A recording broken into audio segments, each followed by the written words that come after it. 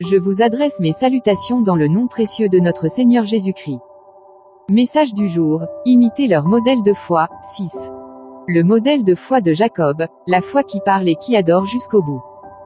C'est par la foi que Jacob, mourant, bénit chacun des fils de Joseph, et qu'il adora, appuyé sur l'extrémité de son bâton. Hébreux 11, 21. Jacob était vieux, affaibli, et à l'article de la mort. Mais sa foi, elle, n'était pas fatiguée. Même appuyé sur son bâton, il continuait à bénir, à déclarer, à adorer. Car la foi authentique ne dépend pas de la vigueur du corps, mais de la force spirituelle qui parle même dans la faiblesse. Ce modèle de foi te révèle un secret spirituel.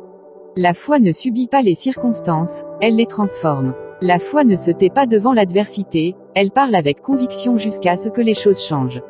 Elle déclare, avec assurance, que Dieu a le dernier mot, même quand tout semble perdu. Jacob, dans son état de faiblesse, a ouvert la bouche et prononcé des paroles de foi sur les situations qui lui faisaient face.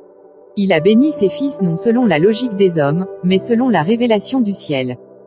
Il a renversé l'ordre établi, posant sa main droite sur Éphraïm au lieu de Manassé, parce que la foi a le pouvoir de changer l'ordre des choses par la parole prononcée avec assurance. Ce modèle de foi t'appelle à parler à tes montagnes, à déclarer la vie au milieu de la mort, à prophétiser la lumière dans tes ténèbres. Ne laisse jamais le silence s'installer dans ton combat, ouvre la bouche avec foi et conviction, car ta parole est une clé spirituelle qui ouvre des chemins là où tout semblait fermé. Mais Jacob ne s'est pas contenté de parler, il a aussi adoré. Même au bord de la mort, il adorait encore. Parce que la foi véritable ne se plaint pas, elle loue. Elle ne se décourage pas, elle rend grâce. Elle ne regarde pas à ce qui meurt, mais à celui qui vit éternellement. La foi qui parle est aussi la foi qui adore.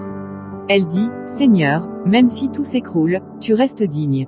Même si mes forces déclinent, je t'honore encore. Elle transforme la faim en offrande, la douleur en adoration, et la faiblesse en témoignage.